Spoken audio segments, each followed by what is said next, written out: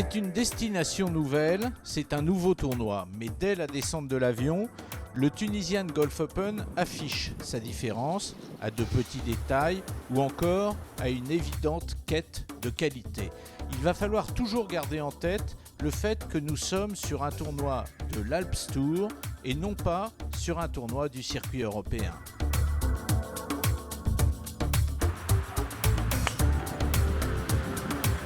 Alors entrons rapidement dans le détail de cette différence. Cela commence par un partenariat avec la compagnie aérienne nationale, soucieuse de faire du golf un de ses vecteurs de communication. Le golf, depuis le début, il fait partie des produits que la compagnie cherche, comme je l'ai dit, en offrant des services spécifiques pour ce type. Et nous, on essaie même là, dans notre stratégie commerciale, on est en train de viser les pays comme la Scandinavie qui contiennent des réservoirs de golfeurs très importants. Et nous, notre message, on est là. On leur assure un transport dans les meilleures conditions, leur bagage, leur sac de golf et les terrains sont là pour les accueillir à bras ouverts. Cela se poursuit avec une fédération tunisienne de golf en pleine accélération et qui voudrait que les chiffres qui vont suivre appartiennent au passé. 10 resorts de golf sur l'ensemble du territoire, 2000 joueurs estimés, dont 1200 licenciés, pour un sport dont le premier terrain a été créé en 1927. Enfin, un tournoi professionnel en Tunisie et enfin, on va voir comment ça se passe, même si pour la plupart d'entre nous, on est allé au British Open, à l'Open de France, mais ça nous fait vraiment plaisir que nos petits jeunes ou nos pros tunisiens puissent aussi se mesurer à des pros européens et étrangers. Et c'est une grande fierté qu'on puisse déjà organiser ce premier tour. En filigrane de l'organisation de ce tournoi, il y a surtout cette volonté de prouver que le tourisme, plus que jamais, a sa place ici.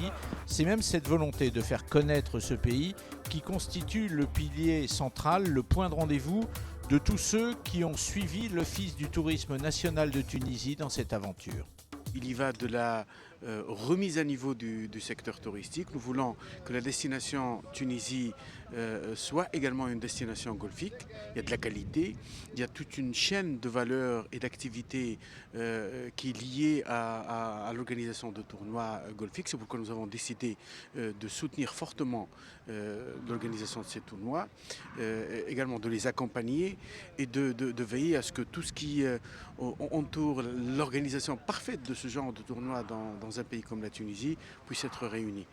Et avant même que soit tapé le premier drive jeudi matin, tout concourt a donné cette impression que nous évoluons ici dans un univers assez différent de celui habituel de l'Alps Tour. À commencer par la dotation globale du tournoi, 70 000 €, c'est la plus importante de l'année. Univers différent, joueurs différents. Parmi les 132 joueurs qui disputent ce Tunisian Golf Open, un ancien vainqueur du circuit européen.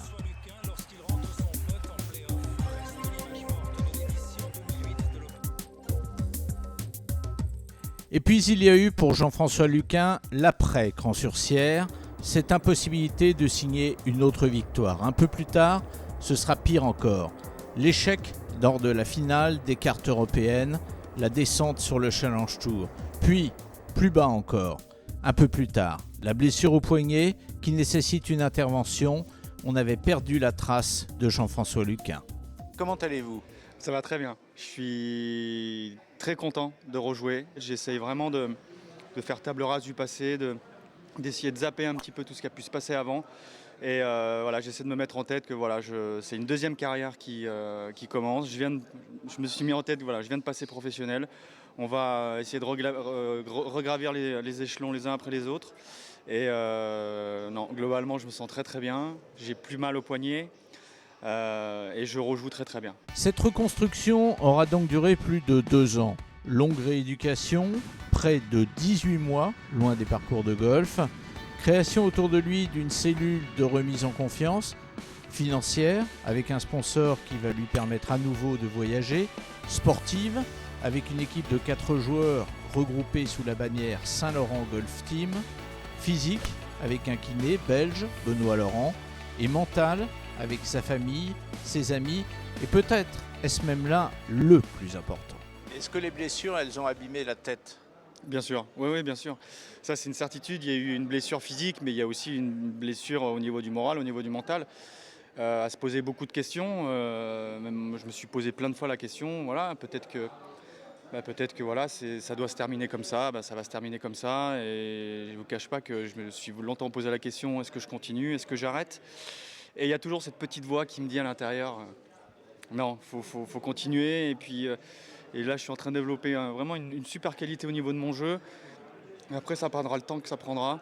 Et ceci d'autant plus qu'il n'existe pas de plan précis pour l'instant. J'ai fait quelques demandes d'invitation sur le Challenge Tour.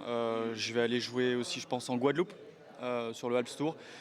Je m'en fiche un peu des tournois que je joue, peu importe les dotations. Je sais ce qui me manque, c'est du jeu. Et voilà, ça va être essayer de jouer le maximum, Alps Tour ou Challenge Tour. Je vais jouer bien évidemment Crans-Montana. Là que je peux jouer jusqu'à mes 50 ans, donc là c'est bien. Je vais jouer les qualifs de l'Open de France. C'est vrai que j'ai beaucoup échangé avec des coachs dans d'autres disciplines qui disaient, donc c'était au tennis, et disaient que l'exemple d'Agassi, bon après moi j'ai pas été numéro 1 mondial, mais il avait fait exprès de jouer des tout petits tournois satellites pour justement réapprendre à gagner, de savourer la victoire. Et c'est vrai que c'est comme ça que la confiance est revenue. Donc c'est l'objectif que j'ai en fait cette année. Ouais. Et la première journée semble confirmer que Jean-François Luquin est bel et bien sur la bonne voie, à 5 coups de la tête et à 3 coups du Français le plus performant sur l'Alps Tour dans ce début de saison, le Bordelais Mathieu Pavon. L'autre bonne nouvelle, c'est que ce jeudi soir, plusieurs autres Français sont idéalement placés. Dans ce wagon de tête figurent Julien Forêt, David Bobrovski et Dominique Noyac. Xavier Poncelet, lui, est tout prêt. On reparle de lui demain soir, Xavier Poncelet.